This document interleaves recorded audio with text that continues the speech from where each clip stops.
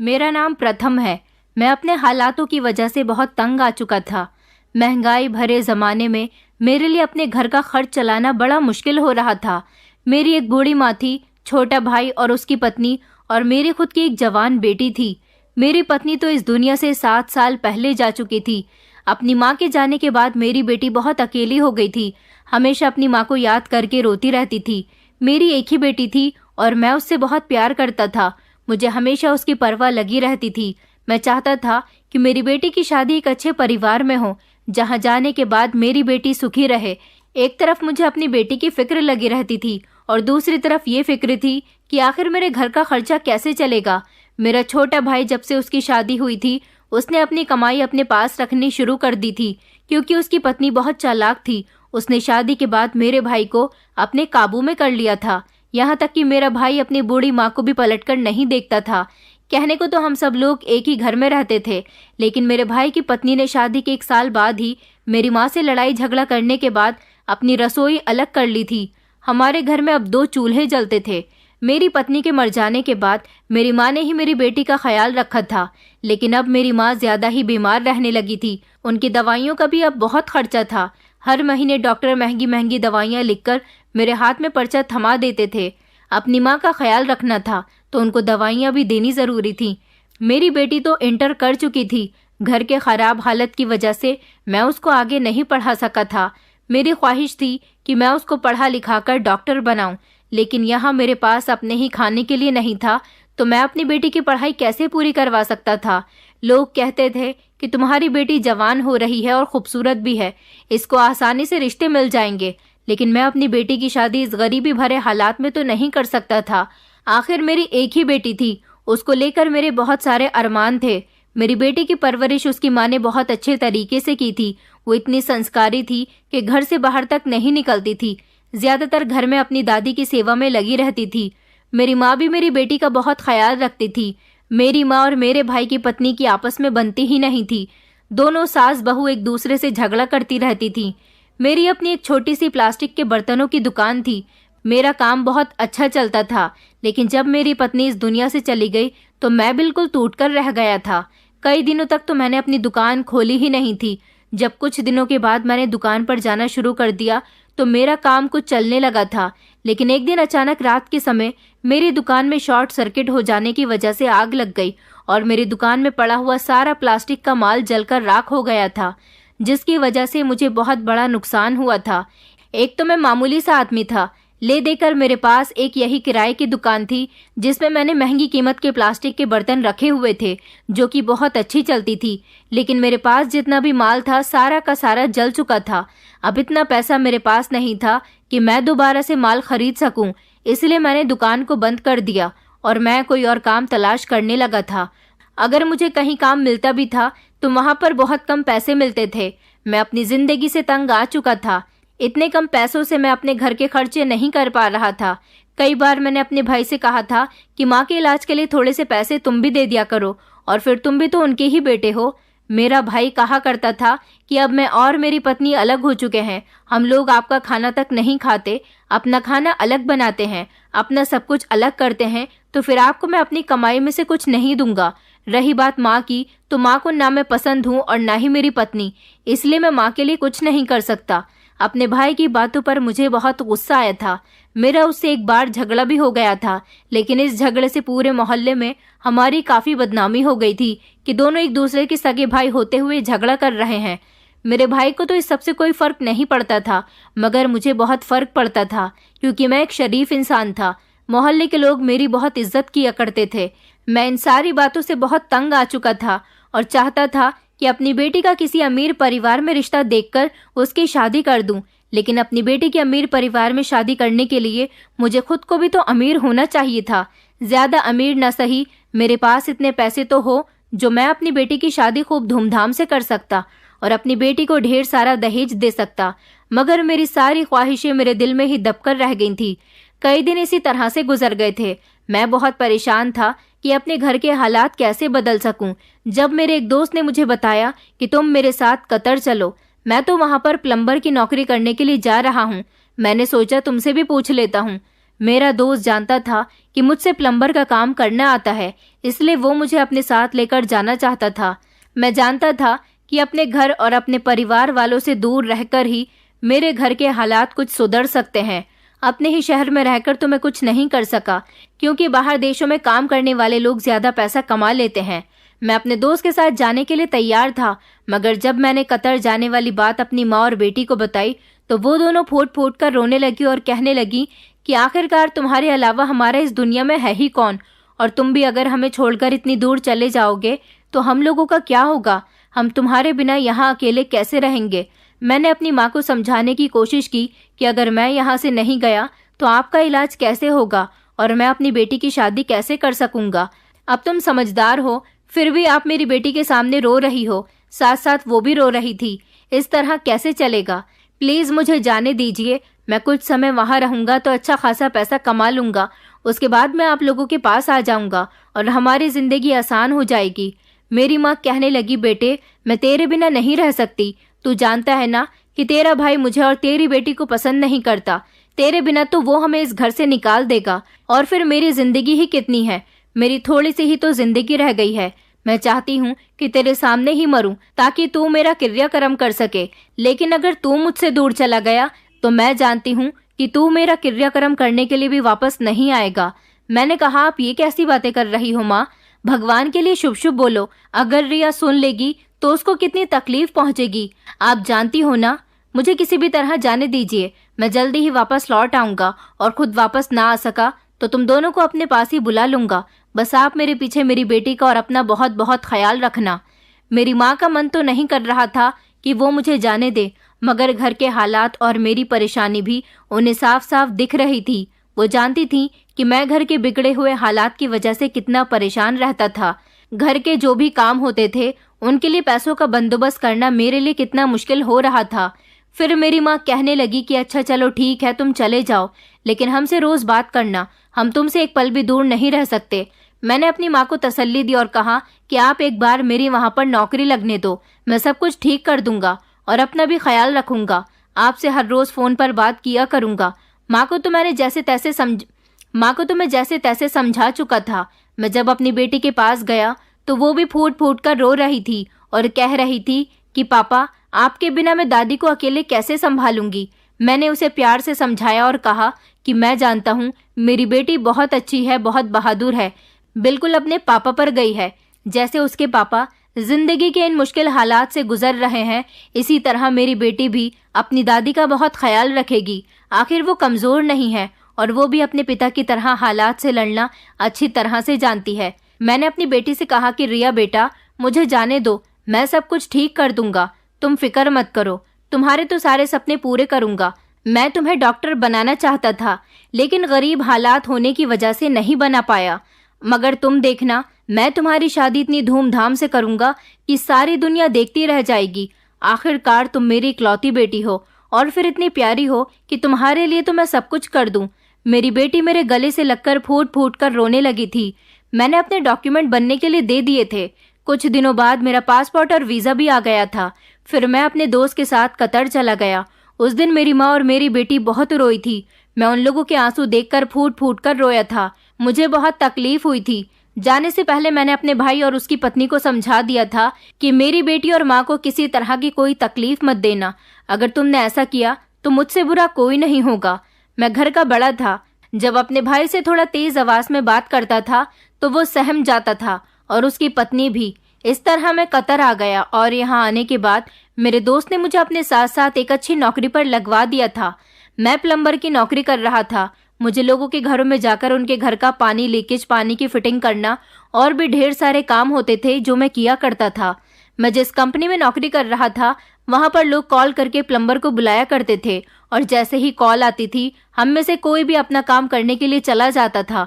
हमें जितने भी पैसे मिलते थे वो सारे ही हमारे मालिक के पास जाते थे, क्योंकि उन्होंने हमारे महीने की सैलरी बांध दी थी। मेरा काम बहुत अच्छा चल रहा था।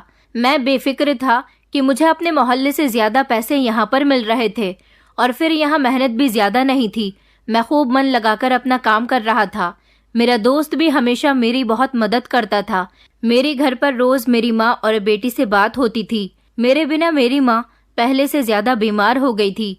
मैंने अपने मालिक से थोड़े से पैसे एडवांस लेकर अपनी बेटी के अकाउंट में ट्रांसफ़र कर दिए थे, जिससे मेरी बेटी अपनी दादी का इलाज करवा रही थी। मगर हर रोज़ मेरी बेटी फ़ोन करके यही कहती थी कि पापा, आपकी बहुत याद आती है, प्लीज़ आप वापस आ जाओ। मैं अपनी बेटी को समझा बुझाकर उसे तसल्ली दे दिया करता था कि बेटा, मैं इतनी जल्दी घर नहीं आ सकता, बस तुम अपनी दादी का ख्याल रखो। कुछ दिनों बाद मैं तुम दोनों को अपने पास बुला लूँगा। अभी यहाँ कतर में मैं और मेरा दोस्त किराए के फ्लैट में रह रहे थे। हमने एक छोटा सा फ्लैट लिया हुआ था। मुझे इस फ्लैट में रहना ज़्यादा भारी नहीं पड़ रहा था, क्योंकि इस फ्लैट में हम दोनों आसानी से रह रहे थे। आधे पैसे मैं दिया करता था और आधे पैसे मेरा दोस्त दिया करता था। मेरे दोस्त ने बताया था कि जब हमें यहाँ पर नौकरी करते हुए 3 या 4 महीने गुजर जाएंगे तो हमारा मालिक हमें रहने के लिए एक फ्लैट भी दे देगा। सिर्फ तब तक की ही परेशानी है, उसके बाद सब कुछ ठीक हो जाएगा। तुम चाहो तो अपनी माँ और बेटी को भी यहाँ बुला सकते हो। मैंने सोचा भी यही था कि जैसे ही मेरे रहने का बंदोबस्त हो जाएगा, मैं जल्द से जल्द अपनी बेटी और अपनी माँ को यहाँ बुला लूँगा, क्योंकि मैं भी उनके बिना यहाँ पर नहीं रह पा रहा था। मुझे हमेशा उनकी फिक्र लगी रहती थी। वैसे भी मेरी माँ बीमार थी। मुझे डर लगा रहता था कि कहीं उनकी ज़्यादा तबीयत खराब हो गई तो मेरी बेटी उन्हें कैसे संभालेगी। कई दिन इसी तरह से गुजर गए थे, जब एक दिन अचानक मेरी बेटी का फ़ोन आया और उसने कहा कि पापा, दादी इस दुनिया से जा चुकी हैं। मैं तो अपनी बेटी की बात सुनकर शॉक्ड ही रह गया था। आखिरकार मेरी माँ अचानक इस दुनिया से कैसे चली गई? उनका तो अच्छे डॉक्टर से इलाज भी चल रहा था। मेरी बेटी ने बताया कि कल रात जब दादी सोई थी तो आपको बहुत याद कर रही थी। कह रही थी कि मुझे अपने बड़े बेटे की इतनी याद आ रही है, मन कर रहा है कि मैं उड़कर अपने बेटे के पास चली जाऊं, मगर क्या करूं, मैं उससे नहीं मिल सकती। वो बेचारा मेरे लिए कितना कुछ कर रहा है। बस हम दोनों दादी पोती आपके ही बारे में बातें करते करते सो गए थे। सुबह जब मैं उठी तो दादी सोकर नहीं उठी थी। हालांकि दादी की आंख तो मेरे उठने से पहले ही खुल जाती थी। मैंने घर के सारे काम कर लिए, दादी फिर भी नहीं उठी। फिर मैंने जब दादी को हिलाकर उठाने की कोशिश की तो देखा कि दादी की सांस ही नहीं चल रही है। दादी उठ ही नहीं रही थी। मैंने जोर जोर से रोना शुरू कर दिया तो चाचा और चाची आ गए थे। उन्होंने दादी को देखा तो बताया कि दादी इस दुनिया से जा चुकी हैं। मैं जोर जोर से रोने लगी थी। मुझे यकीन नहीं आ रहा था कि मेरी दादी इस दुनिया से चली गई। इसलिए मैंने जल्दी से डॉक्टर को कॉल करके घर बुलाया। डॉक्टर साहब ने भी यही बताया था कि रात बीच में दादी को हार्ट अटैक आया था और वो इस दुनिया से चल बसी हैं। ये बताकर मेरी बेटी फूट फूट कर रोने लगी और मैं भी बहुत रोया था। मेरी बेटी ने वीडियो कॉल करके मुझे मेरी माँ को दिखा दिया था। अपनी माँ को मरा हुआ देखकर मैं भी बिलख बिलख कर रोया था। मैं इतनी दूर था कि अपनी माँ को आखिरी बार देख भी नहीं सकता था। अब तो मेरी बेटी पूरी तरह से अकेली हो गई थी। मेरी माँ का अंतिम संस्कार हो चुका था। मैंने अपने छोटे भाई को कॉल करके कहा था कि मेरी बेटी अकेली रह गई है, उसका तुम ख्याल रखना। मेरा भाई शायद मेरी माँ के मर जाने से खुश हो रहा था, क्योंकि मेरी माँ ही उसको और उसकी पत्नी को जली कटी बातें सुनाती थी, जो कि उसको बिल्कुल बर्दाश्त नहीं थी। अब उसे सुकून मिल गया था कि अब उसे जली कटी बातें सुनाने वाला कोई नहीं है। मेरी बेटी तो थी ही शुरू से बहुत सीधी और मासूम। उसे तो जैसा कहो वो वैसा ही कर लिया करती थी। मेरे भाई और उसकी पत्नी ने कहा था कि आप फिक्र मत करो, हम आपकी बेटी को अपनी बेटी समझकर उसका ख्याल रखेंगे। अभी मेरे भाई के पास कोई औलाद नहीं थी। मुझे लगा था कि शायद माँ के मर जाने से मेरे भाई और उसकी पत्नी के दिल में मेरी बेटी के लिए तरस आ गया है। उन्हें भी लगता है कि वो अब अकेली कैसे खाना बनाया करेगी, इसलिए उन्होंने उसे अपने साथ ही रख लिया था। मगर मैं अपने भाई और उसकी पत्नी की चालाकी को नहीं समझ पाया था। तसल्ली तो मुझे हो गई थी कि मेरे भाई ने मेरी बेटी को समझा तो सही। मुझे लगता था कि वो दोनों पति पत्नी मेरी बेटी का ख्याल रख रहे होंगे, लेकिन उन दोनों ने तो मेरी बेटी को तंग करके रख दिया था। मैं जब भी अपने छोटे भाई को कॉल करता और उससे कहता कि मेरी बेटी से बात करवा दो, तो वो कहता था कि भैया वो मेरी पत्नी के साथ बाजार गई है, तो कभी कहता कि वो अपने कमरे में आराम कर रही है, तो कभी कहता कि वो सो रही है। मैं उसको जगाना अच्छा नहीं समझता, मगर मैं परेशान इस बात से था कि हर बार मैं अपनी बेटी के नंबर पर कॉल करता था तो कॉल मेरा छोटा भाई ही क्यों उठाता था। मैं समझ गया था कि वो दोनों पति पत्नी मेरी बेटी को ज़रूर परेशान कर रहे होंगे। एक दिन मैंने जब अपने भाई से कहा कि अगर वो सो रही है तो उसे जगा दो, उसे जब पता चलेगा कि उसके पापा की कॉल आई है तो वो सोना भी भूल जाएगी। कई दिन हो गए हैं मैंने अपनी बेटी से बात नहीं की। तुम उसका मोबाइल उसे ही दे दिया करो, उसकी कॉल रिसीव खुद मत किया करो। मेरी बात सुनकर मेरे भाई को बुरा तो जरूर लगा था, मगर उसने मेरी बेटी को मोबाइल वापस कर दिया था। लेकिन मेरी बेटी की जब 10 दिन के बाद मुझसे बात हुई थी तो वो फूट फूट कर रो रही थी। कहने लगी, पापा, चाचा और चाची मेरे साथ बहुत गलत बिहेव करते हैं।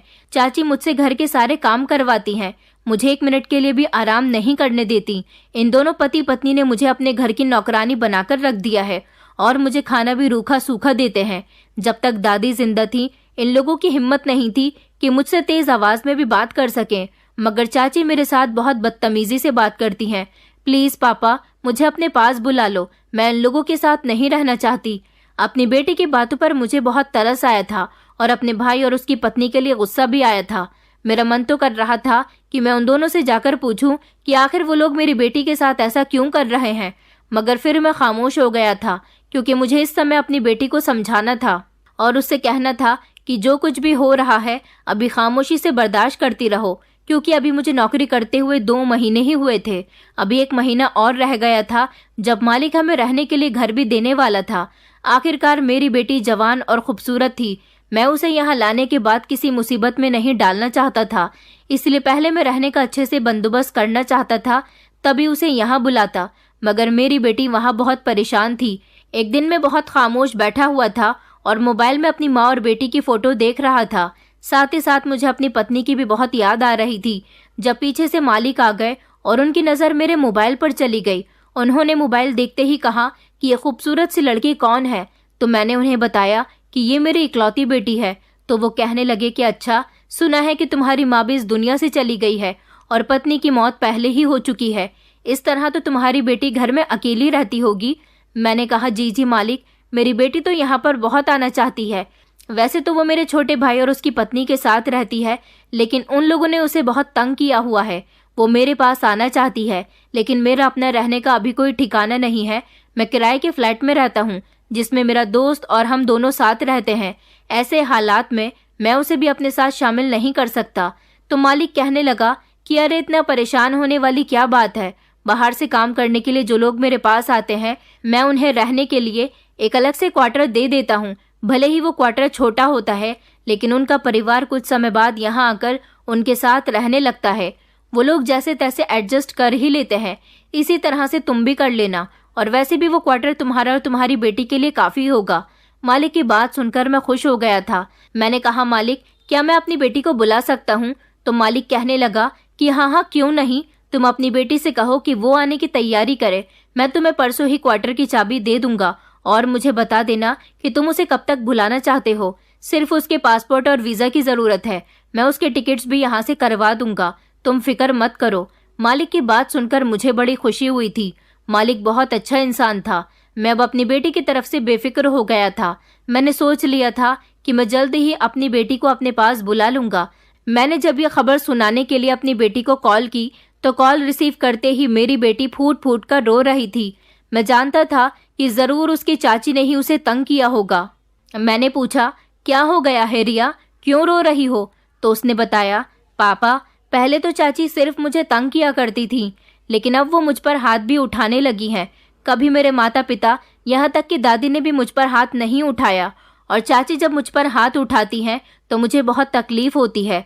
अपनी बेटी की बात सुनकर मुझे अपने भाई की पत्नी पर इतना गुस्सा आया था कि मन कर रहा था अगर वो मेरे सामने हो तो मैं उसे सजा दूं, मगर मैं इतनी दूर रहकर कुछ भी नहीं कर सकता था। लेकिन फिर मैंने अपनी बेटी को बताया कि अब तुम्हें उसके अत्याचार ज्यादा सहने की जरूरत नहीं है। तुम अपने डॉक्यूमेंट्स निकाल कर रखो, तुम्हारा पासपोर्ट तो मैंने पहले ही बनने दे दिया था। तुम पता करो कि तुम्हारा पासपोर्ट बनकर आया या नहीं। मैं तुम्हें अगले हफ्ते में अपने पास बुला लूंगा। मेरी बेटी ये खबर सुनकर बहुत खुश हुई थी और उसने कहा था कि पापा, मैं जल्द से जल्द आपके पास आना चाहती हूँ, मुझे यहाँ पर नहीं रहना। अगर 1 हफ्ते की बात है तो मैं खामोशी से सब कुछ बर्दाश्त करती रहूंगी। 1 हफ्ता गुजर चुका था। मेरे मालिक ने वीजा और टिकट करवा दिए जो मैंने अपनी बेटी को भिजवा दिए थे। मेरी बेटी वहां से फ्लाइट में बैठ चुकी थी। अब मुझे उसके यहाँ आने का इंतजार था। उसकी यहाँ की फ्लाइट सुबह 11 बजे की थी, इसलिए मैं अपनी बेटी को लेने के लिए एयरपोर्ट पर चला गया। जब मैं सही समय पर एयरपोर्ट पहुंचा तो फ्लाइट लैंड हो चुकी थी। मैं दिल ही दिल में बहुत खुश था, क्योंकि अब मुझे तसल्ली हो गई थी कि मेरी बेटी अब मेरी आंखों के सामने रहेगी। उसे किसी भी तरह की तकलीफ का सामना करने की कोई ज़रूरत नहीं पड़ेगी, क्योंकि यहाँ रहने का इंतज़ाम भी हो चुका था और मेरी सैलरी भी अच्छी खासी थी। मैं यहाँ रहते हुए अपनी बेटी का अच्छी तरह से ख्याल रख सकता था। मैं अपनी बेटी के बाहर आने का इंतज़ार कर रहा था, लेकिन मेरी बेचैनी उस समय बढ़ने लगी जब सारे पैसेंजर बाहर आ चुके थे। लेकिन मेरी बेटी रिया का कुछ पता ही नहीं था। मुझे उसकी फिक्र होने लगी थी। मैंने वहाँ के स्टाफ से कहलवाया भी कि मेरी बेटी अभी तक बाहर नहीं आई है, तो वो कहने लगी कि इस फ्लाइट के सारे पैसेंजर बाहर आ चुके हैं। मैं बहुत परेशान हो गया था। आखिर मेरी बेटी इंडिया से कतर अकेली आ रही थी।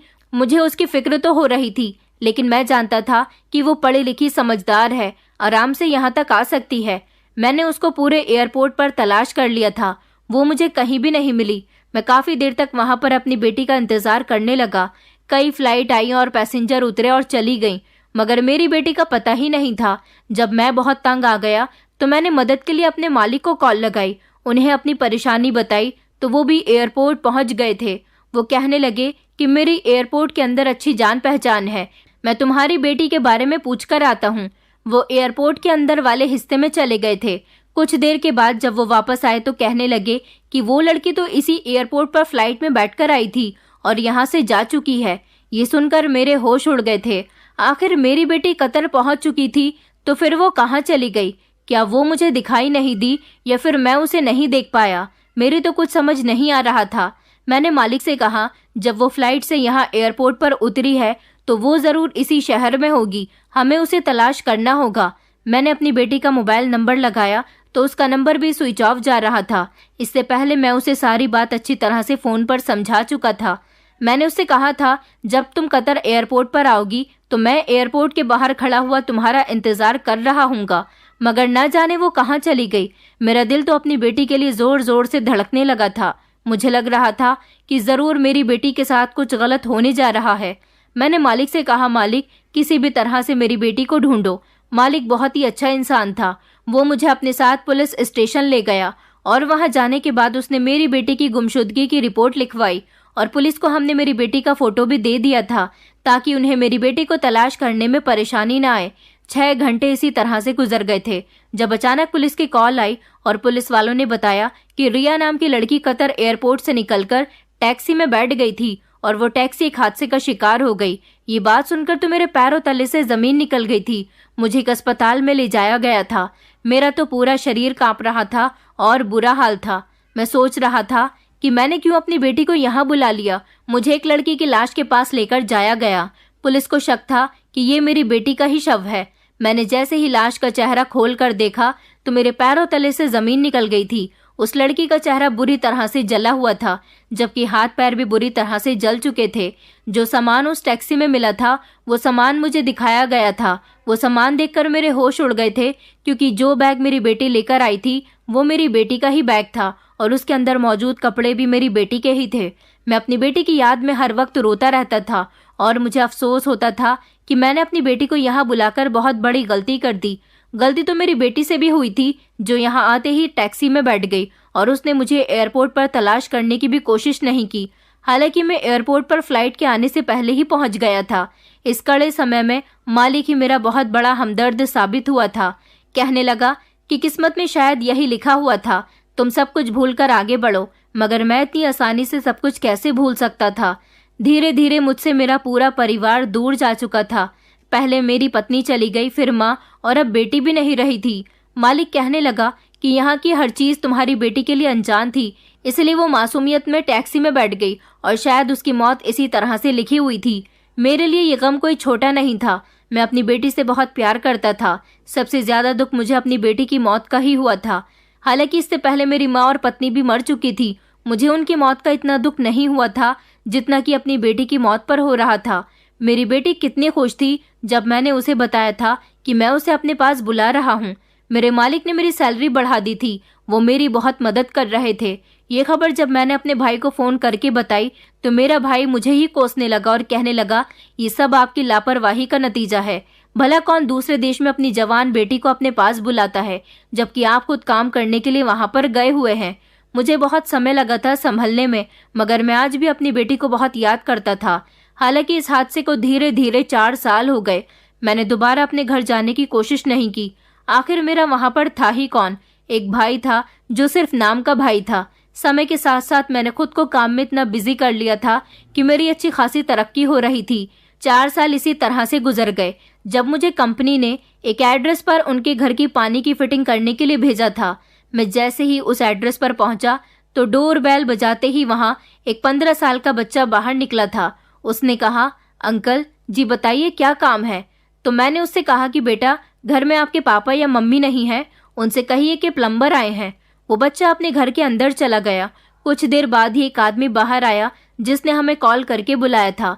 फिर मैं अपना सामान लेकर घर के अंदर चला गया था और अपने काम में लग गया था। उन्होंने मुझे सारा काम बता दिया था कि किस तरह से क्या क्या होना है।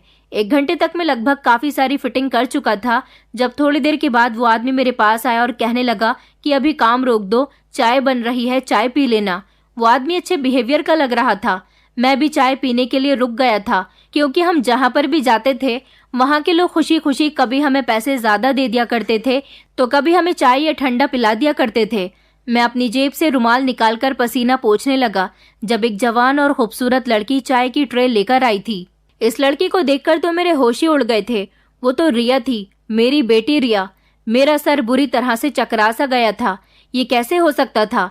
मेरी बेटी तो जिंदा थी। मैं सब कुछ भूलकर अपनी बेटी के करीब चला गया। मैंने कहा, रिया मेरी बेटी, तुम ठीक तो हो? तुम यहाँ कैसे? मेरी आंखों में अपनी बेटी को देखकर आंसू आ गए थे। इतनी ही देर में वो आदमी मेरे पास आ गया और कहने लगा कि ये क्या बदतमीजी है, मेरी पत्नी के पास से पीछे हटो। वो मेरी बेटी ही थी, वो इसकी पत्नी कैसे हो सकती थी? ये एक ज्यादा उम्र का आदमी था, जबकि मेरी बेटी तो कम उम्र की ही थी। मैं अपनी बेटी को अच्छी तरह से पहचान सकता था। ये मेरी बेटी ही थी। भला कोई पिता अपनी औलाद को कैसे भूल सकता है? वो आदमी उसे वंदना कहकर पुकार रहा था। कहने लगा, वंदना तुम अंदर चली जाओ। मैंने कहा, ये मेरी बेटी है, तुम मेरी बेटी से मुझे दूर नहीं कर सकते। मेरी बात पर उस आदमी ने मेरा गिरेबान पकड़ लिया और कहने लगा कि खबरदार जो मेरी पत्नी को अपनी बेटी कहा।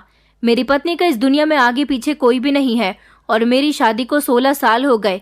देखा नहीं, ये 15 साल का बच्चा ये हम दोनों का ही है। उस बच्चे को देखकर मेरी आंखें फटी की फटी रह गई थी। क्या ये सच में इस लड़की का बच्चा था? रिया घबराई हुई कमरे से बाहर चली गई। मैंने इस आदमी से गुस्से से कहा कि तुम झूठ बोल रहे हो, ये मेरी बेटी है और तुमने मेरी बेटी को किडनैप किया है। मैं तुम्हें नहीं छोड़ूंगा। इस आदमी ने मुझे धक्के देकर अपने घर से बाहर निकाल दिया। मैं अच्छी तरह से जानता था कि ये मेरी बेटी ही थी। मेरी आंखें उसे देखकर धोखा नहीं खा सकती थी। आखिर मेरी बेटी कैसे इस इंसान से शादी कर सकती है? मैं दबे दबे कदमों से बीच सड़क पर आ गया था। मेरी आंखें अपनी बेटी के बारे में सोच सोच कर रो रही थी। 4 साल पहले मेरी बेटी जो कतर आने वाली थी उसकी मौत हो गई थी और फिर आज जिस लड़की को देखा था वो भी मेरी बेटी की शक्ल की ही थी। मेरी तो कुछ समझ नहीं आ रहा था, मेरा दिमाग घूम रहा था। मैंने जब अपने मालिक को ये बात बताई तो मेरे मालिक के चेहरे का रंग उड़ गया था। मेरी बात सुनकर वो घबरा गए और कहने लगे कि तुम्हें गलतफहमी हुई होगी, वो लड़की तुम्हारी बेटी कैसे हो सकती है जबकि वो तो मर चुकी है। ये कहते हुए मेरे मालिक के शब्द उनका साथ नहीं दे रहे थे। मैंने कहा, मालिक ऐसा नहीं हो सकता। मैं अपनी बेटी को अच्छी तरह से जानता हूँ। वो लड़की मेरी बेटी ही है। मैं अपनी बेटी को पहचानने में गलती कर ही नहीं सकता। मेरे लिए ये बात बहुत दर्दनाक थी कि मेरी बेटी इतनी बड़ी उम्र के आदमी के साथ शादी करके उसके घर में कैसे रह सकती है। मेरा मालिक कहने लगा, वो कोई और लड़की होगी। तुमने तो खुद अपनी बेटी के शव की पहचान की थी। तुम्हारी बेटी मर चुकी थी। मैंने कहा, लेकिन उस लड़की का चेहरा पूरी तरह से जला हुआ था जिसे मैंने देखा था। मैं कुछ नहीं जानता कि वो कौन थी, लेकिन मेरी बेटी वही है जो उस आदमी के घर में थी। आप बस मुझे इतना बताओ कि आप मेरी मदद करोगे या नहीं। मेरी बात पर मेरा मालिक कंफ्यूजन का शिकार होने लगा। कहने लगा, मैं कैसे ये काम कर सकता हूँ? ये काम बहुत रिस्की है, बहुत बड़ी प्रॉब्लम हो सकती है। मैं वहां से भी मायूस हो चुका था, लेकिन मुझे लग रहा था जैसे मेरी बेटी किसी परेशानी का शिकार है। मैं अपनी बेटी को परेशानी से निकालना चाहता था। मेरी रातों की नींद उड़कर रह गई थी। मैं अगले दिन फिर उसे घर पर पहुंच गया। दरवाजा उस घर के मालिक ने खोला था। वो मेरी तरफ देखकर लाल पीला होने लगा। मैंने उससे कहा कि देखो भाई, मेरी बात को ठंडे दिमाग से सुनो। मैं तुमसे झूठ नहीं बोल रहा। जिस लड़की को तुम अपनी पत्नी बता रहे हो वो मेरी बेटी है। तुम एक बार मेरी बेटी से मेरी बात करवा दो, मैं एक बार उससे मिलना चाहता हूँ। वो आदमी कहने लगा कि यहाँ से चले जाओ, वरना मैं तुम्हें धक्के मारकर यहाँ से निकाल दूंगा। मेरी पत्नी तुमसे नहीं मिलना चाहती। भला वो तुमसे क्यों मिलेगी? मैं तब भी शर्मिंदा होकर वहां से वापस लौट आया था। अब मेरे पास सिर्फ एक ही तरीका बचा था कि मैं खामोशी से किसी भी तरह अपनी बेटी से बात करूं। मुझे यकीन था कि वो मेरी बेटी है। वो ना जाने कहाँ चली गई थी और अब उसने इस आदमी के साथ शादी क्यों कर ली थी। मैं उसके घर के आसपास छुप गया ताकि ये पता लगा सकूं कि वो आदमी कब घर से बाहर निकलता है। लेकिन ये देखकर मेरे होश उड़ गए थे जब मेरा मालिक इसके घर से बाहर निकल रहा था। वो उनके गेट पर खड़ा इस आदमी से बातचीत कर रहा था। जिस अंदाज से मेरा मालिक इस आदमी से बातचीत कर रहा था, उस हिसाब से यही लगता था कि ये लोग पहले से एक दूसरे को जानते हैं। मेरा दिमाग फिर से उलझने लगा। मेरा मालिक इस आदमी को जानता था। ये सब क्या था, मैं समझ नहीं पा रहा था। मुझे हर हाल में अपनी बेटी से मिलना था, तभी मैं सच्चाई जान सकता था। मैं रात तक वहीं छुपा रहा, लेकिन वो इंसान बाहर नहीं निकला। रात के 2 बजे जब पूरी तरह से सन्नाटा छा गया तो मैं खामोशी से इसके घर की दीवार लांघकर घर के अंदर तक पहुंच गया। मैंने खिड़की से कमरे के अंदर की लाइट जली हुई देखी थी। मैं उसी खिड़की के करीब आकर खड़ा हो गया। मैंने धीरे से खिड़की खोली तो वो खुल गई। जब मैंने अंदर झांक कर देखा तो मेरी बेटी एक कोने में बैठी हुई थी और रो रही थी। और वो आदमी मेरी बेटी से कह रहा था कि मैंने तुम्हारे लिए मुंहमांगी कीमत दी है, इसलिए तुम चाहकर भी यहाँ से भागने की कोशिश नहीं कर सकती। मुझे इस बात से कोई फर्क नहीं पड़ता कि तुम उस आदमी की बेटी हो या नहीं, लेकिन तुम यहाँ से बाहर नहीं निकल सकती। अगर तुम्हारा पिता तुम्हारे सामने भी आ जाए तो तुम उससे साफ इनकार कर देना कि तुम उसकी बेटी नहीं बल्कि मेरी पत्नी हो, वरना वो तुम्हें यहाँ से ले जाएगा। मेरी बेटी उस आदमी से कहने लगी कि तुमने मुझे मेरे पिता से दूर कर दिया और इतनी कम उम्र की होने के बावजूद तुमने मुझे 15 साल के बच्चे की माँ बना दिया। प्लीज मुझे मेरे पापा के पास वापस भेज दो। मैं तुम्हारे साथ नहीं रह सकती। मैं तुम्हारे साथ रह रहकर तंग आ चुकी हूँ। तुमने मुझे अपनी रखेल बनाकर रखा हुआ है। जब मन करता है मेरा इस्तेमाल कर लेते हो। प्लीज मुझे मेरे पापा के पास जाने दो। मैं उनकी बेटी हूँ। उनका मेरे अलावा इस दुनिया में कोई भी नहीं है। मेरी बेटी रो रो कर इस आदमी के आगे गिड़गिड़ा रही थी, लेकिन वो आदमी मेरी बेटी को मारने लगा था और फिर थोड़ी देर के बाद वो कमरे से बाहर निकल गया। अपनी बेटी को तकलीफ में देखकर मेरे भी आंसू निकल आए थे। यही मौका था अपनी बेटी से बात करने का। मैंने जल्दी से खिड़की खोली और खिड़की से कमरे के अंदर कूद गया। मेरी बेटी ने जब मुझे देखा तो वो भागती हुई मेरी तरफ आई, मेरे गले से लगकर फूट फूट कर रोने लगी।